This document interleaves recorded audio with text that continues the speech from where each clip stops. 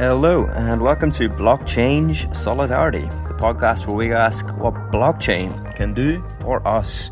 What is blockchain? What is crypto? Could it rescue us from our current dystopia? Come with us as we explore the very real potential to enhance human freedom, and as we delve into the darker side, predicting the Bond-villain potential of this current bleeding edge. Join us, a group of friends, in a pub style, as we discuss the overlaps between this technology and politics, economics, the environment, culture, and sci-fi, to understand for ourselves the seemingly mysterious, futuristic world on our horizon. Bang bang, welcome back to Blockchain Solidarity, everyone. This is round 2 of our new format, and we're joined this week by 2 of our other hosts, Vanessa from Web3 Roots. Web3 Roots, hi Vanessa, and Hazel from Web3 Workers Pod. How are you both today? How are you, Hazel? Hello, how's it going? I'm good. Yeah, I'm in New York. It's starting to get warm. I think people keep telling me yesterday was the first day of spring. So happy spring to you all if you're in the northern hemisphere, I suppose. Lovely. Is it spring Happy for you spring. in Venezuela, Vanessa? Well, I like to say we have an endless summer or summery spring. But yeah, we really don't have seasons here in Venezuela. So in a way, I always get excited when people have these changes of season and they see colors changing and everything because we don't exactly have that. I mean, nature and the environment changes a bit, but it's not that evident, I guess. So yeah, I like to say we have an endless summer with rainy days. Rainy days. Right now I'm in London and all I see is rainy days and grey days. So I don't even know what spring is, or I can't remember what the sun looks like. So that's the crack. So let's launch into this. Like, anyone who listened to the last episode knows the format. What we try to do is we pick some topics or stories that we all can kind of talk about, things that are of interest right now in the world of crypto and whatever else. And then the hosts kind of bring their own topic that they're interested in. So we'll finish off with that. So let's crack into it. I mean, the first one is like a no-brainer almost, like for what's been happening over the last kind of 2 weeks in the banking sector and in the real world. And I wanted to ask, I don't want to know your guys' opinion on how this banking crash has happened or all that nonsense. Everyone has an opinion on that, and it's boring. But what I wanted to ask was, and I don't even know what age you guys are, but what I wanted to know is, what can you remember from the Occupy movement, the '08 financial crash? Like, what's your recollections of that time at all? Vanessa, if you want to go first. Yeah, I remember a bit about that. I think I was around 8 years old, but yeah. For me, it was later on when I was like more conscious about what had happened. You know, what arose to me was the economic inequality that people were protesting, right? So I think now that you ask us how that relates in a way to what is going on in the present day, I think it all goes back to poor management of of the economy and this inequality that we are still having. Yeah. So you were 8 years old, so it's fair to reason that you weren't out on the streets protesting, throwing molotov cocktails at the police at 8 years old. But it influenced you thereafter. Okay, and do you think this has been a story in your life and led you into Web3 then as well? I'm sorry, I didn't hear your question. Oh, sorry. No, I was just wondering. Do you think the financial crisis and the Occupy movement, one way or the other, influenced you to look at Web3 and crypto and everything else?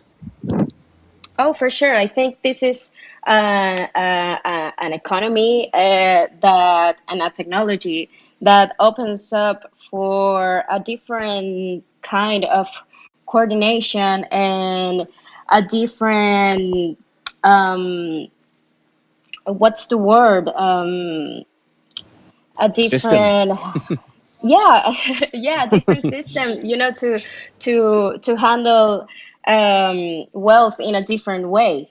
And also I think this is a technology for building, so that's different from the economy, the banks that we know, this bank culture that we were used to, because now we're seeing these new technologies in which it's a whole different system. It's a system for creating long-term visions and for thriving together, which wasn't the case with all these banks and all this corporate greed, that I think was what um, you know, was this target of this protest.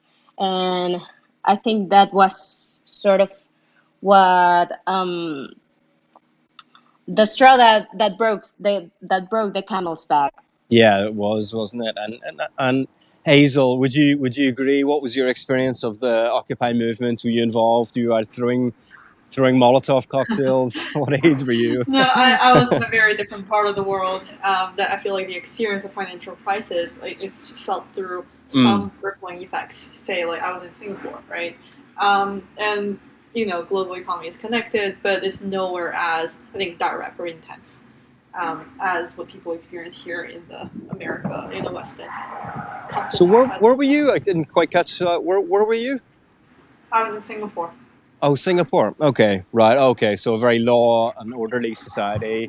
Exactly. Not much chaos, I guess, over there. Yeah, and It's and do it's you too think? Let me peaceful. ask you this then. Like, too peaceful, yeah, too clean and peaceful. People wouldn't want to dirty the streets with litter and a protest. Never mind anything else. So, do you think? What do you think? Do you think, looking back on it now?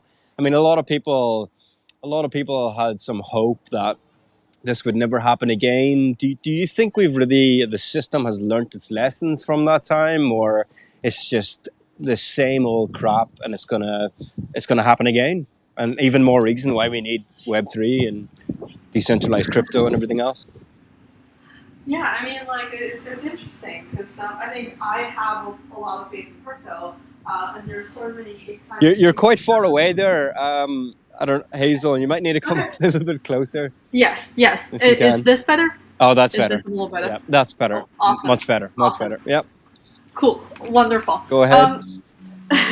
Yeah, I feel like I personally have a lot of faith in crypto and the crypto like industry. But I think like we also should recognize that a lot of these things are fairly early.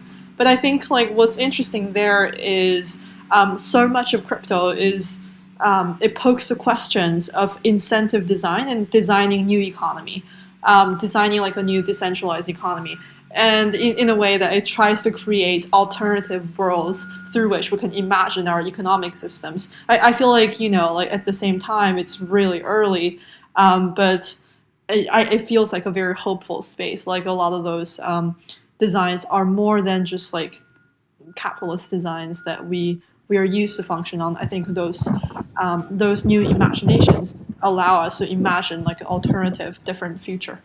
Yeah, yeah, absolutely. And I think whilst maybe some parts of the system haven't corrected or still are parts of the old, I think with last week again we saw it. Like it's just another opportunity for people in the space that we operate in here to keep thinking and keep pushing new imaginaries because we can see what the alternative is.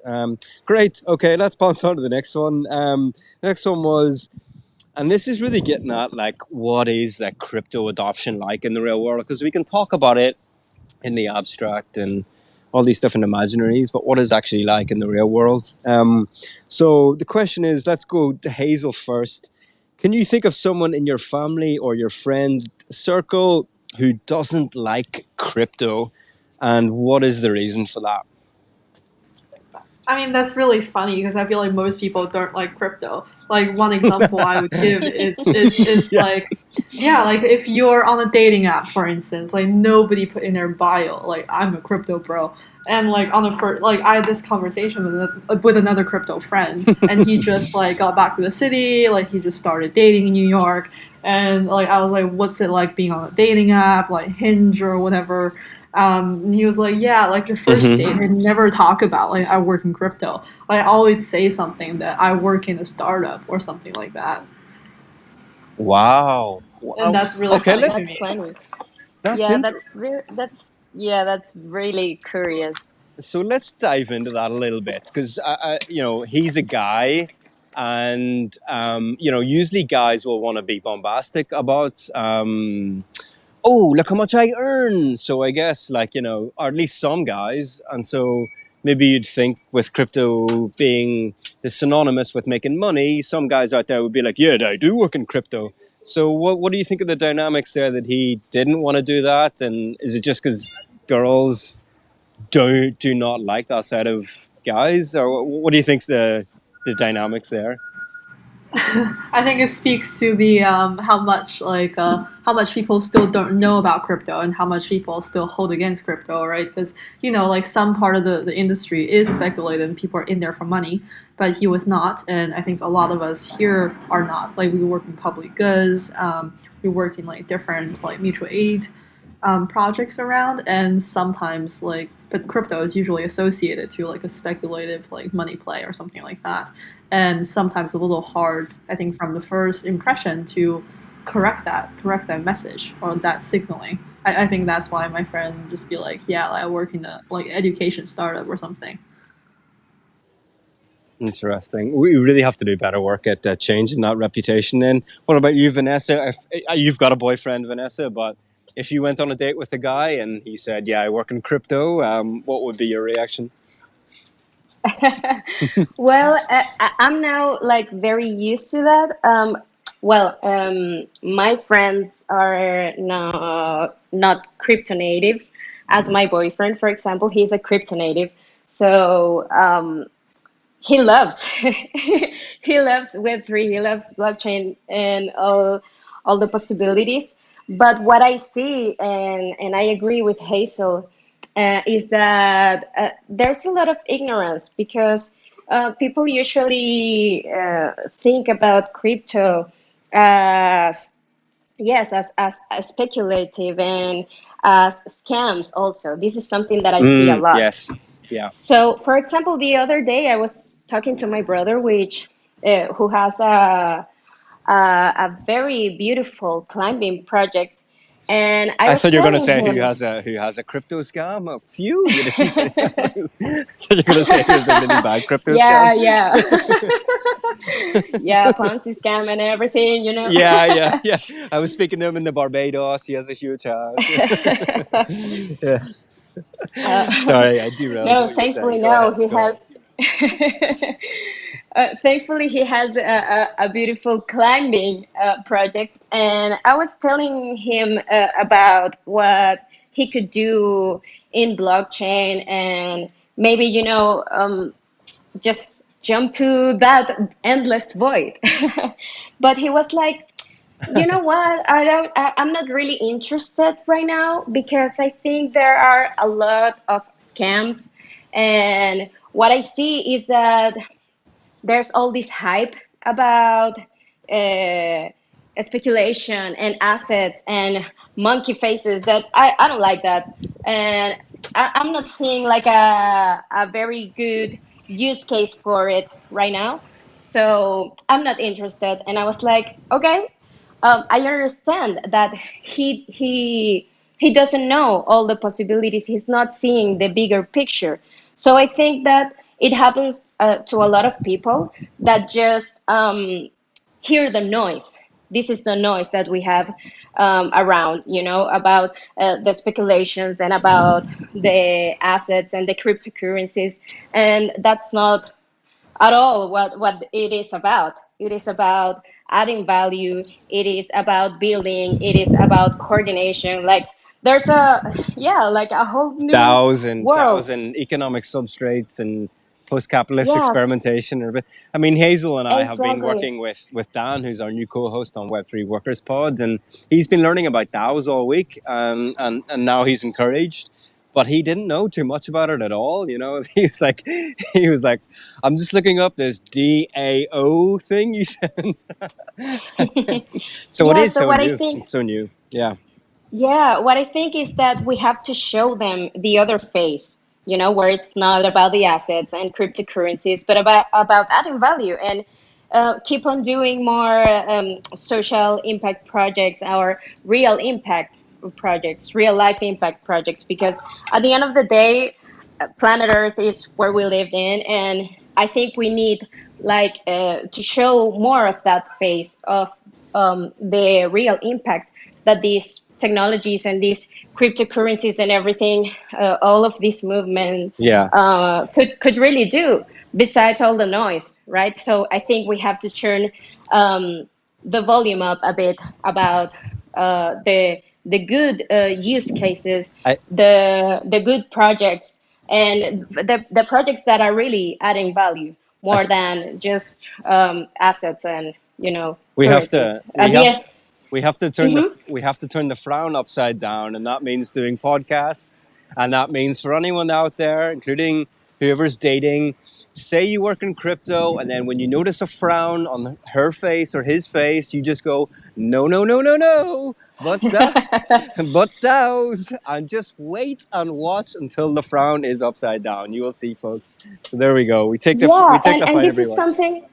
And this is something that I think that has happened before with other things. For example, internet was full of scams, but look at internet right now. So maybe people at the beginning could think about internet as a scam, as bad, but look at the possibilities, right? Yeah, So I yeah, think exactly. it is about that. Yeah, and it's Turn the also volume like up we have to remember of that. the. Oh, you still there? Mhm. Yes, yes. Okay, great. Yeah, I think you're completely correct. I think we also have to acknowledge that the banking industry, the traditional financial industry, and the current system, it feels threatened by blockchain and decentralization. So we're pushing up against a lot of propaganda. Okay, let's move on to the next one, which is linked. Do you can you guys wherever you live, Caracas and Hazel, you're in New York still, or you've moved? No, I'm still here. Still, turn that frown upside down, eh? um, Yeah. so let's go to Vanessa first. Vanessa, can you think of one thing in Caracas where you can pay with something with Bitcoin? With Bitcoin, yeah. Actually, what I've seen in this last year is that there are more and more um, local shops adopting cryptocurrencies, and I actually pay my rent in cryptocurrencies. Oh wow! Um, so yeah, I think you can find some things, but it's not a full adoption yet, but we're getting there, I think. Last year, we even had an event here in Caracas. I think the name was Caracas Blockchain Week. So, as I said, we're getting there. Um, it's getting more and more common that you find these places where you can maybe drink your coffee, or I don't know, a restaurant in which you can pay with cryptocurrencies. Yeah. but but yeah, I think it's gonna take a bit more so that people get really familiar with this and get to really know what all of this is about. Yeah. What about you, Hazel? What can you think of in New York that you can buy with Bitcoin? Is it something similar to Caracas? The answer is a little more disappointing than that. Like the answer is probably like not much. Like I don't think I can go out in like a to like an actual store and pay in crypto for like actual goods. I don't think I've personally seen anything like that, but I do have anecdotal example of because New York weed is legal, like some people pay like for weed in crypto. Also, there is this project called Spank Chain. It's like it's started by I think Amin. He was one of the founder of like Meta Cartel, and he started the Spank Chain project in to offer like a crypto payment method for sex workers and adult industry. So I think in Brooklyn I've heard some like nightclubs for a while are able to like sell tickets through like Spank Chain or something like that. Okay, yeah, that's interesting. I think we're going to explore something like that on Web3 Workers Pod as well, because obviously that involves sex workers. So that's interesting. Um, that's cool that you can pay your rent in Caracas, Vanessa. Is that you paying your rent in Shiba Inu then?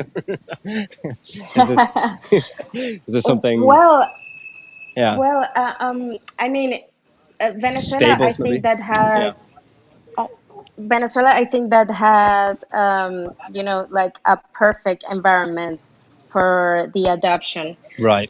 because we're trying to tackle inflation and all of these economic madness and regulations. So I think that when we really get to know cryptocurrencies or blockchain technology, for us it really does opens a bunch of opportunities. Yeah, yeah, absolutely. Argentina and Venezuela, I think, are the best test cases in maybe the world right now. So let's see how it goes down there. Okay, the last question I had, and then let's bounce on to what you guys want to talk about, is I know that it was asked on, or it's trending maybe on Twitter this week. What is Ethereum's culture? Because a lot of people kind of are familiar with Bitcoin's culture, whether you like it or not, but it seems quite distinct. Um, what do you guys think of, I guess, cultural wise, when you think of Ethereum? Does it have a culture? What do you think it is? And if it doesn't, what do you think it should be? Hazel, why don't you go first? Sure. Yeah, I've actually been at DEF CON and East last year and East Denver this year. I mean, both conferences definitely have a different vibe. I feel like East Denver is more for projects to show off themselves and for people to invest in them. And but DEF CON was really interesting. DEF CON was last year was in Bogota, and it's a bunch of developers coming together and talking about the tech, talking about the technology, running workshops. That feels really welcoming because a lot of the focus of the like DevCon event was how do we onboard the next million? Essentially, how do we bring different continents into the play? Like, how do we have more node operators, educators in different continents, like say like in Africa, Latin America, some part of global South. Yeah, I feel like that's like I really appreciate the emphasis that people put on bring more global South countries into the Ethereum ecosystem. I think also Ethereum, in my mind, has a huge public good emphasis. Maybe that's just like off the Gitcoin, Right. like the popularity of the Gitcoin project and the quadratic voting development there. I think the word like public good has definitely been thrown around quite a lot these days. But I feel like it's still something that's having it's better than not having it. At least there's some attempt to signal that you're building for public goods and provide it for everyone, have it be open source in that regard. So I think I definitely Uh, associate the word public goods with Ethereum culture. Interesting. I would agree, and I think it's crucial we keep that as well. Vanessa, what do you think? What do you think of Ethereum? How does it make you feel? What do you think of? Yeah, Yeah, I agree with Hazel. Ethereum and Bitcoin, of course, have a different vibe. And I think it's because, I think the narrative before was a lot about wealth and a lot about assets and a lot about the cryptocurrency. And now I think, with Ethereum, and if it does have a culture. I think it is about creating long-term visions and creating projects from scratch using this technology and exploring all the possibilities. So I think it is rather a narrative, more of like commonwealth and public goods. So I agree with Hazel on that. And yeah, what I like to see is exactly that, that this is a technology and a system, to thrive and to create new ways of approaching life and new ways to um, not only have a relationship with each other, a better relationship with each other and coordinating better, but also to have a better relationship with planet Earth. So Yeah, yeah, I think, I think that's spot on, and I think I asked that question deliberately because I think we're all kind of in agreement, and I think that is quite well known with Ethereum. People associate the commons, public goods, the sort of solar punk movement, if you like, aesthetic, and whatever else, versus Bitcoin, which is more sort of maybe individualistic and sort of maybe more anarchist rather than collective, if you like, individual. And so I don't know. For me, maybe Bitcoin then turns into a political philosophy that is more capitalist still, a different form of capitalism maybe. And Ethereum is more post-capitalist. It's getting beyond the sort of profit motive and individual and thinking about the collective and other things like planet, like you just mentioned. So, yeah, I know a lot of people are talking about this on Twitter right now. So I think everyone's kind of in agreement. How do you turn that into an organizing political philosophy? It's an interesting question. Okay, that's me done with my questions. I'll shut up now as the host. What do you guys want to talk about, Hazel? What's catching your eye in Web3 at the moment? I feel like this is not entirely just Web3, but I mean, I have to talk about ChatGPT, right? Like, I think everybody's been paying attention. A good number of people in Web3 like have started using it as a tool. As if I know, I think yesterday I have a friend who like just shared like a ChatGPT thing with me, and just like I asked ChatGPT to come up with a bunch of like NFT collection like themes and topics, and how do I like launch an NFT collection and things like that. I don't know. Like that's a ChatGPT is a huge deal in the AI world. There was ChatGPT 3 launched, and then last week ChatGPT 4 launched, which is like a improvement. Um, like a by I think people say it's like a way better version of GPT 3. So that's exciting.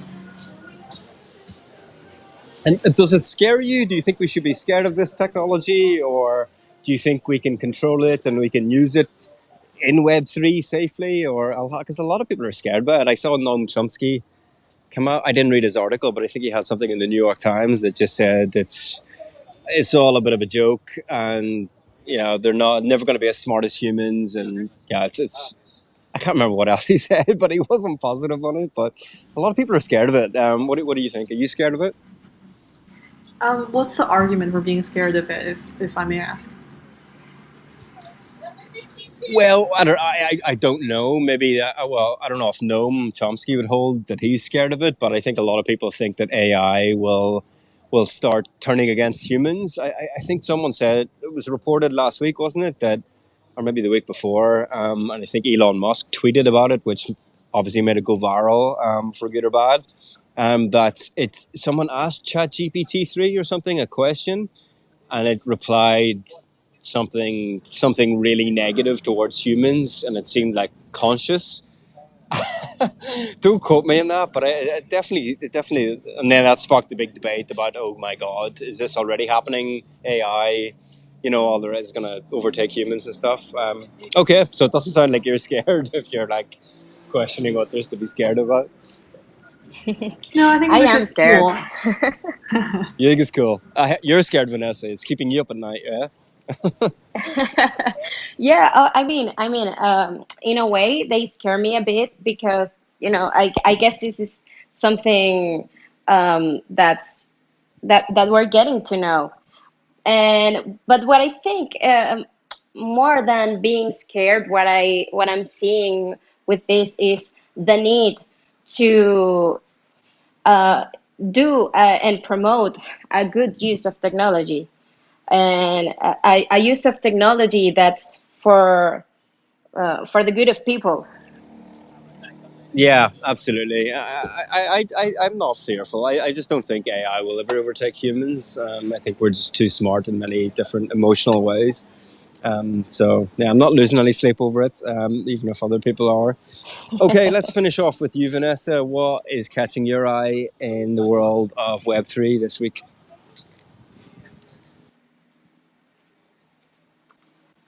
Oh, I lost you for a bit, but I think you asked me what has caught my eye these days. Yes.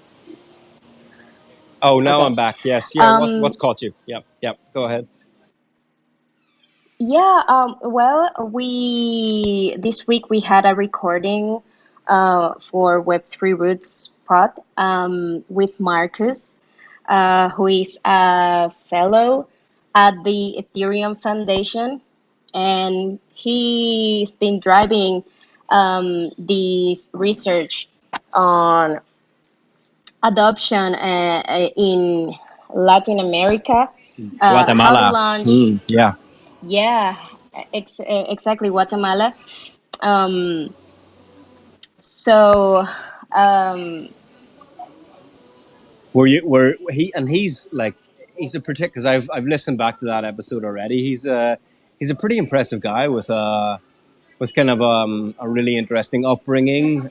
He's worked all over the world, and he's just, I don't know what you think. Let me know what you think. But I took away that like if you ever wanted anyone on the Ethereum Foundation advising and mentoring and sort of leading Ethereum, he's probably the sort of guy that you would want because of his humanitarian work and he's so clued into to sort of working class issues in Guatemala, right? So he gets it, right? Was that your takeaway? yeah, so he's working on this research on identifying barriers for adoption in communities that have no access to crypto, and especially he's doing work in Guatemala. So yeah, he's a very interesting guy with a really impressive background and story. He grew up in Guatemala, which is a country that, as Venezuela, is plagued by corruption and inequality and all these political madness as well. So in a way, I could. How would you say, I could relate to what he was sharing about the situation, but he also mentioned something that caught my attention, that uh, was that he grew up with um, these two, let's say, different worlds because he's part English. So living in Guatemala, he also got to see this other side of his English European family that had other conditions for life. So he told us that for him, this was a dichotomy that was like very present in his life, and that made him question a lot about the system.